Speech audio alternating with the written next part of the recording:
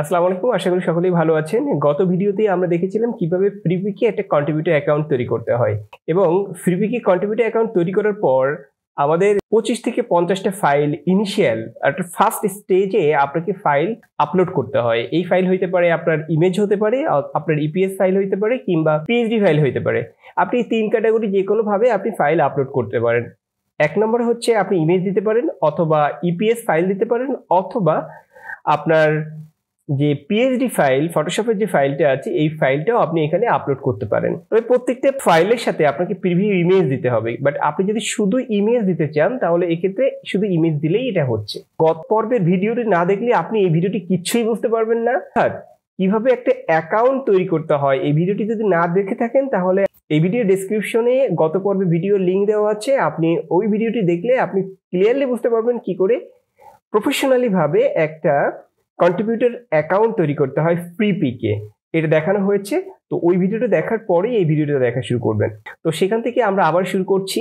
আপনারা স্ক্রিনে দেখতে পাচ্ছেন আমাদের গত পর্বে আমরা যে অ্যাকাউন্টটা তৈরি করেছিলাম সেই অ্যাকাউন্টের যে ড্যাশবোর্ডটা এখানে দেখা যাচ্ছে এবং এই ড্যাশবোর্ড আপনি দেখেন এখানে আপলোড ফাইল আমার 0 আছে, এখানে আন্ডার রিভিশন আমার সবকিছু এখানে 0 আছে। এখানে এই ড্যাশবোর্ডে এখানে দেখতে পাচ্ছেন আপনি এখানে। তো আমাকে এখানে যেটা বলছে যে welcome to the contributor panel, তারা আমাকে এখানে স্বাগত জানিয়েছে। ফাইল, এই আপলোড ফাইল বাটনে ক্লিক করার সঙ্গে সঙ্গে ডান পাশে আপনারা দেখতে পাবেন একটা পপ আপ উইন্ডো চলে আসবে এবং এখানে আপনি দেখবেন যে আপলোড ফাইলের যে ক্রাইটেরিয়া গুলো এখানে দেওয়া আছে। এখানে কিভাবে আপনি ইপিএস বা এসভিজি ফাইল দিতে পারবেন, তার যে সাইজটা কেমন হতে পারে, কালার মোডটা কেমন হতে পারে এবং এর সম্পর্কে ডিটেলস দেওয়া আছে। আপনি যদি পিএইচডি ফাইল নিয়ে কাজ করতে চান তাহলে পিএইচডি ফাইলের যে ফাইল সাইজ মিনিমাম 1.5 এবং ম্যাক্সিমাম 250 মেগাপিক্সেল পর্যন্ত হতে হবে। প্রিভিউ ইমেজের যে ফাইল সাইজটা দেওয়া আছে এখানে ডিটেলস দেওয়া আছে এবং কালার মোডটাও এখানে দেওয়া আছে।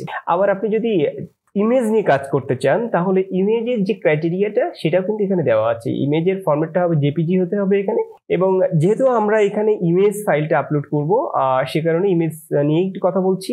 এবং ইমেজের যে সাইজটা, ফাইল সাইজটা এটা মিনিমাম আমার 1.5 মেগাপিক্সেল হইতে হবে এবং ম্যাক্সিমাম 250 মেগাপিক্সেল পর্যন্ত আপনার ইমেজ যে সাইজটা আছে ইমেজের এই সাইজটা হইতে হবে এবং এর রেজুলেশন 4 মেগাপিক্সেল থেকে শুরু করে আপনি 100 মেগাপিক্সেল পর্যন্ত দিতে পারবেন এবং এর কালার মোডটা RGB আপনাকে রাখতে হবে।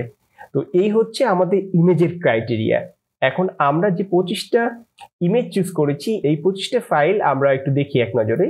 এখানে আপনারা দেখতে পাচ্ছেন যে 25টা ফাইল, এখানে 26টা ফাইল আছে। 26টা ফাইল আমরা এক নজরে একটু দেখে আসি।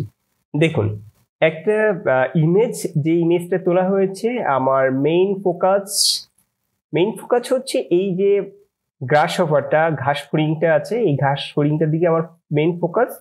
দেখুন ইমেজের রেজুলেশনটা যথেষ্ট ক্লিয়ার আছে এবং ব্যাকগ্রাউন্ডে কিছুটা ব্লার রাখা হয়েছে। তো এটা একটা ইমেজ।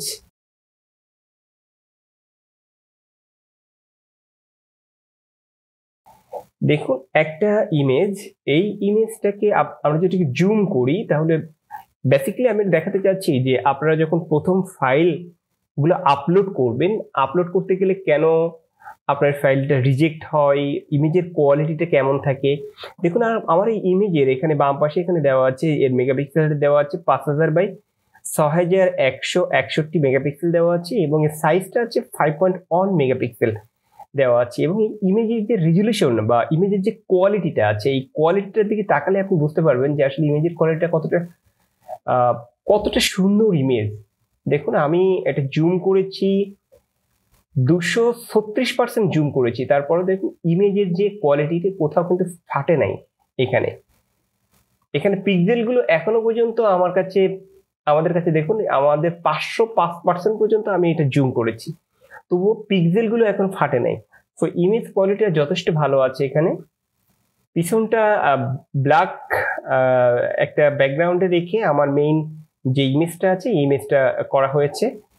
এরপর আমরা পরবর্তী ইমেজটা থেকে যদি দেখি আমরা ঠিক একইভাবে একই ধরনের একটা ইমেজ, মেইন এই ফুলটাকে ফোকাস করা হয়েছে এবং ফুলের সাথে এখানে যে ওয়াটার ড্রপটা আছে এটাকে ফোকাস করা হয়েছে এটাকে।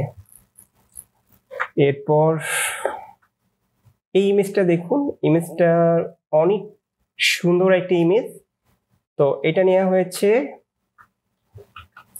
এরপর এই ইমেজটা, এর পরবর্তী যে ইমেজগুলোর কাছে সবকটা আমার হোয়াইট ব্যাকগ্রাউন্ডের উপরে আছে, হোয়াইট ব্যাকগ্রাউন্ডের উপরে একটা ইমেজ নেওয়া আছে।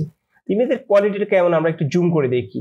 161%, আমরা 345% মতো জুম করে দেখছি, কিন্তু ইমেজটা যথেষ্ট ভালো আছে। তো এই টাইপের যে ইমেজগুলো আছে, এই ইমেজগুলোর প্রয়োজন আছে ক্লায়েন্টের। বেসিক্যালি আপনার এই ইমেজটা কি কাজে লাগবে?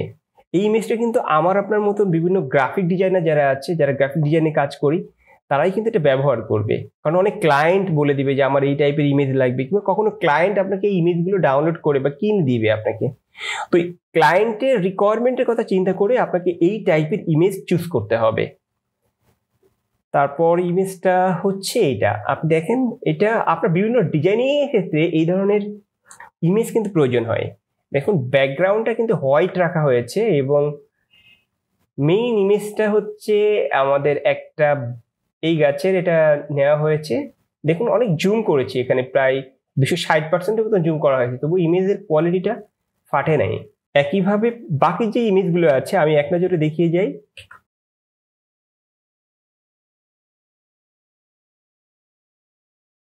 বেসিক্যালি এই ইমেজগুলোকে আসলে কি কাজে লাগবে, কেন সেল হবে, ক্লায়েন্ট কেন কিনবে ডাউনলোড করে, কি কারণে এটা?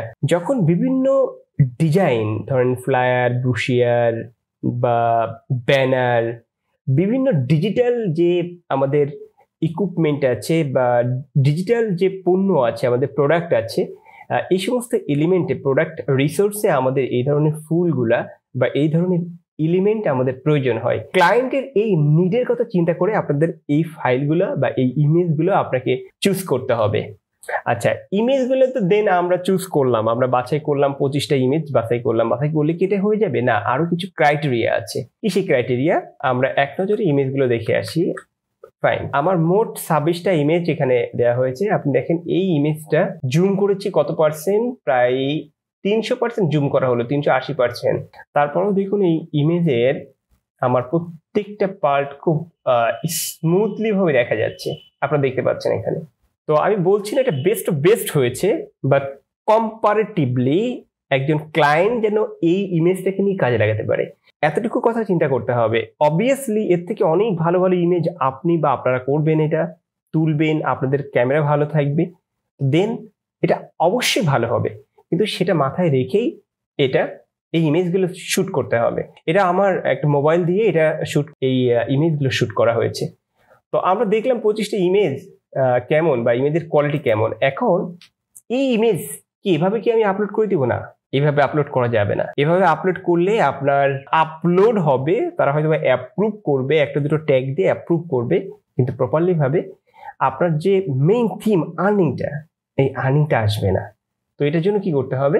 আমি জাস্ট একটা ইমেজ আপনাদেরকে দেখিয়ে দিই। দেখুন এই ইমেজটা নিয়ে আমরা যদি ধরি যে কোনো একটা ইমেজ নিয়েই আমরা কথা বলতে পারি। সে এই ইমেজটা দেখুন, এই ইমেজে আমরা যদি এখানে মাউস পয়েন্টারটা আনি, তাহলে দেখুন এখানে কিন্তু আমি একটা টাইটেল ব্যবহার করেছি, এবং আমি এখান থেকে যদি কন্ট্রোল এন্টার চাপ দিই, দেন এখান থেকে ডিটেইলস, দেখুন এখানে একটা টাইটেল দেওয়া হয়েছে এবং এটা একটা সাবজেক্ট দেওয়া হয়েছে, এবং এখানে আমার 50টা ট্যাগ দেওয়া হয়েছে, এবং এখানে একটা শর্ট ডেসক্রিপশন দেওয়া হয়েছে। প্রত্যেকটা ইমেজে কিন্তু এই সেম ভাবে কাজ করা হয়েছে, অর্থাৎ কোন ইমেজটা কোন প্রসঙ্গে তার একটা সুইটেবল টাইটেল দেওয়া হয়েছে, এবং প্রত্যেকটি ইমেজের জন্য সুইটেবল 50টা করে ট্যাগ দেওয়া হয়েছে। তার ভিতরে মেইন ট্যাগ এবং সেকেন্ডারি ট্যাগটাকে মাথায় রেখে এই 50টা ট্যাগ প্রত্যেকটা ইমেজের আমার ভিতরে মেটা ট্যাগ আকারে এটা দেওয়া হয়েছে। তো এই যে কাজটা, এই কাজটা আসলে অনেকটা সময় সাপেক্ষ কাজ, এটা সময় নিয়ে ধৈর্য ধরে আপনাকে এটা করতে হবে। এরকম ভাবে আমরা 25টা ফাইল আমরা রেডি করব। এখন আমাদের সেই কাঙ্ক্ষিত সময় আমরা সেই ফাইলগুলো আমরা এখন আপলোড করব। দেন আমরা আমাদের ব্রাউজারে সেই পপআপ উইন্ডোতে চলে আসলাম।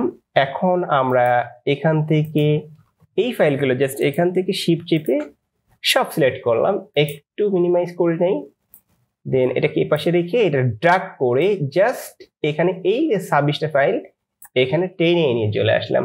সবকটা ফাইল আমার এখানে আপলোড হচ্ছে, সবকটা ফাইল, যে কোনোটা 7 MB, কোনোটা 2 MB, কোনোটা 3 MB, 10 MB, বিভিন্ন ফাইল সাইজ আমাদের এখানে দেওয়া রয়েছে। 26টা ফাইল আমার খুব শর্টেস্ট টাইমের ভিতরে এটা আপলোড হয়ে যাবে।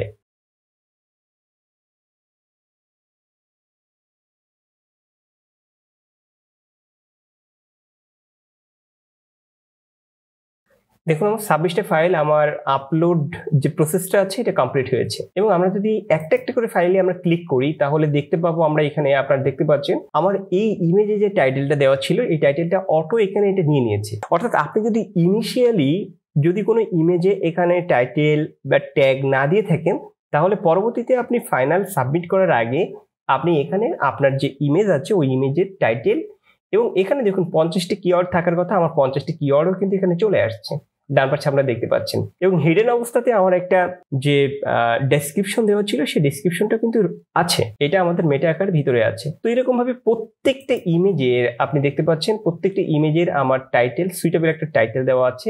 এখানে এখানে দেখুন এই ইমেজের যে টাইটেলটা দেওয়া আছে এখানে আনকুকড হোয়াইট রোস্ট ডাকিং এটা দেওয়া আছে। তো এই টাইপের প্রত্যেকটা ইমেজের একটা সুইটেবল টাইটেল দেওয়া আছে এবং সেই ইমেজ রিলেটেড আমার 50টি করে ট্যাগ দেওয়া আছে। তো এরকম ভাবে যখন আপনার ফাইনালি প্রসেসিংটা কমপ্লিট হয়ে যাবে দেন আপনি এখান থেকে সাবমিট 26 ফাইল, আমি এখানে 26টা ফাইল এখানে সাবমিট করছি, এটা সাবমিট করলাম জাস্ট শর্টেস্ট টাইমের ভিতরে এটা সাবমিট হয়ে যাবে। এখানে বলছে যে ফাইল সেন্ড টু রিভিশন, এই সাবমিট ফাইলটা আপনারা দেখতে পাচ্ছেন তারা এই সাবমিট ফাইলটা আমাদের এখানে রিভিশনে পাঠিয়েছে।